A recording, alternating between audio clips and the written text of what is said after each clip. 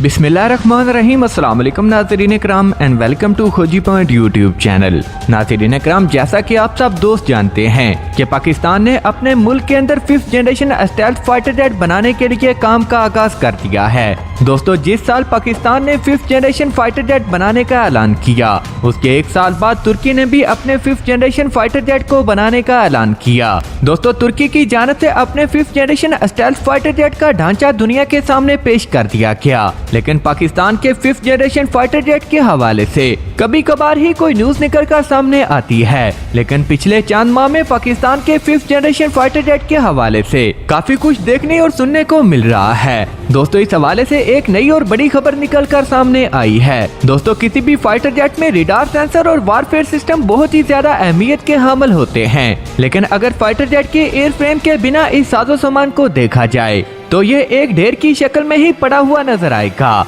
नाज़रीन इकराम, fighter jet को एक फाइटर जेट की शक्ल देने के लिए एयरफ्रेम की मदद ली जाती है और पाकिस्तान एयरफोर्स की जानिब से अपने स्टेल्थ फाइटर जेट का इब्तदाई खाका भी पेश कर दिया गया और किसी हद तक ये बात भी कंफर्म हो चुकी है कि पाकिस्तान अपने 5th जनरेशन फाइटर जेट के लिए इलेक्ट्रॉनिक्स और दूसरे साजो सामान कहां से खरीदेगा, पाकिस्तान एयरफोर्स इस त्यारे का एयरफ्रेम कहां से हासिल करेगी, या फिर दूसरे त्यारों की तरह इसको भी पाकिस्तान में बनाया जाएगा।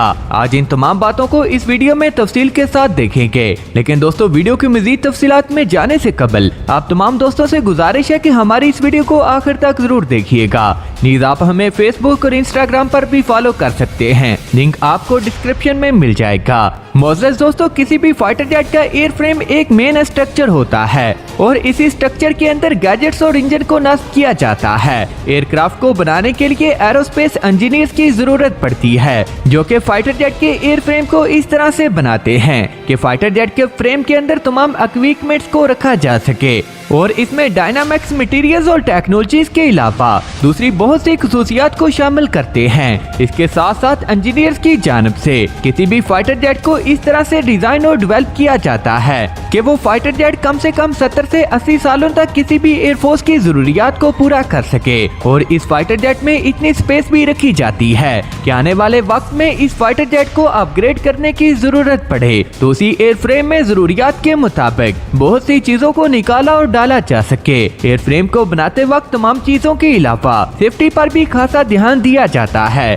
फाइटर जेट के एयरफ्रेम को बहुत से मराहिल से गुजारा जाता है और कोशिश यही की जाती है कि ये एयरफ्रेम इंतहाई मजबूती के साथ साथ वजन में भी हल्का हो। इसीलिए ये भी कहा जा सकता है कि किसी भी फाइटर जेट का एयरफ्रेम हकीकी मानों में एक बड़ा रोल प्ले करता है, जिस पर पूरे ढांचे को तामीर किया जाता है। इसीलिए फाइटर जेट के एयरफ्रेम को बुनियादी हैसियत हासिल है और यही एयरफ्रेम तय करता है कि फाइटर जेट की शक्लो शुबात का होगा और इसकी कारकर्दगी कैसी होगी। नाज़रीन इकराम, आप सब दोस्त जानते हैं कि पाकिस्तान ने जो अपना पहला फाइटर जेट बनाया है वो है JF-17 थंडर और पाकिस्तान ने इस फाइटर जेट को चाइना की मदद से बनाया है। इस एयरक्राफ्ट को बनाने में चाइनीज चैंगडो एयरक्राफ्ट इंडस्ट्री का अहम किरदार है और अब पाकिस्तान जिस प्रोजेक्ट AZM के तहत अपने 5वीं नस्ल के तैयारे पर काम कर रहा है और अगर इस फाइटर जेट के हवाले से देखा जाए तो पाकिस्तान का ये फाइटर जेट अभी इब्तदाई मराहिल से गुजर रहा है। पाकिस्तान एयरफोर्स की जानिब से इस फाइटर जेट के इक्विपमेंट्स के लिए बहुत से ममालिक के साथ राब्ता किया गया,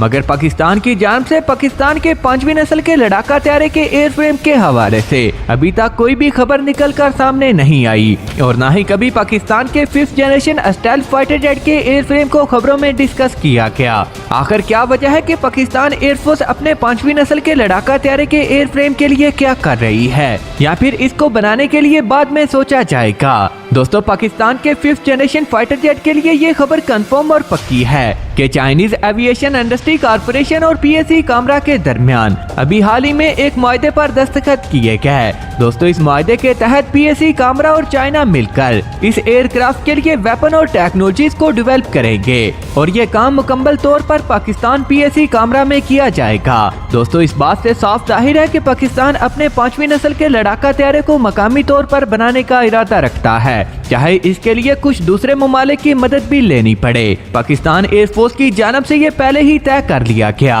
कि वो अपने एयरक्राफ्ट के इंफ्रास्ट्रक्चर और दूसरी इंडस्ट्रियल जरूरियात को चाइना की मदद से पाकिस्तान में पूरा करेंगे। लेकिन पाकिस्तान एयरफोर्स ये चाहती है कि ये सब कुछ पाकिस्तान में तैयार किया जाए ताकि पाकिस्तान के इंजीनियर्स और साइंसदान इन चीजों को अच्छी तरह से बना सकें। पूरी दुनिया ये बात जानती है कि चाइना की एविएशन इंडस्ट्री इससे पहले तक 2 स्टेल्थ फाइटर जेट बना चुकी है। दोस्तों चाइना अमेरिका के बाद दूसरा मुल्क है जिसने 5th जनरेशन फाइटर जेट को बना लिया है। चाइना ने अपने 2 स्टेल्थ फाइटर जेट बना लिए हैं जिनमें एक J-20 और दूसरा J-31 है। इसलिए ये बात नामुमकिन लगती है कि पाकिस्तान चाइना की मदद से अपने 5वीं नस्ल के फाइटर जेट को डेवलप करेगा, बल्कि पाकिस्तान ये तमाम चीजें चाइना के साथ मिलकर बनाएगा। और न सिर्फ ये चीजें मकामी तौर पर बनाई जाएंगी बल्कि पाकिस्तान के 5th जनरेशन फाइटर जेट का डिजाइन भी स्टेल्थी होगा और इसके साथ साथ फाइटर जेट के फ्रेम और दूसरे मटेरियल को भी रेडार ऑब्जर्वर रखा जाएगा। पाकिस्तान एयरफोर्स की जानब से बनाए जाने वाले इस एयरक्राफ्ट की लाइफ टाइम 2030 से शुरू होगी और पाकिस्तान एयरफोर्स ये चाहती है कि पाकिस्तान का 5th जनरेशन फाइटर जेट आने वाले 50 सालों तक सर्विस में रखा जा सके। इसीलिए पाकिस्तान एयरफोर्स की जानब से चाइना की मदद से एक ऐसे एयरक्राफ्ट को बनाने के लिए काम किया जा रहा है जो कि न सिर्फ स्टेल्थ टेक्नोलॉजी से लैस होगा बल्कि इसके साथ साथ इसके एयर फ्रेम की लाइफ भी 50 साल से ज्यादा होगी। नाज़रीन इकराम, मैं उम्मीद करता हूँ कि आज की ये वीडियो भी आपकी मालूमात में इजाफे का सबब बनी होगी। वीडियो पसंद आने की सूरत में इसे लाइक कीजिए, दोस्तों से शेयर कीजिए और नीचे कमेंट बॉक्स में पाक आर्मी जिंदाबाद पाकिस्तान पाइंदाबाद के साथ अपने गुमनाम हीरोज को सलाम जरूर कमेंट कीजिएगा।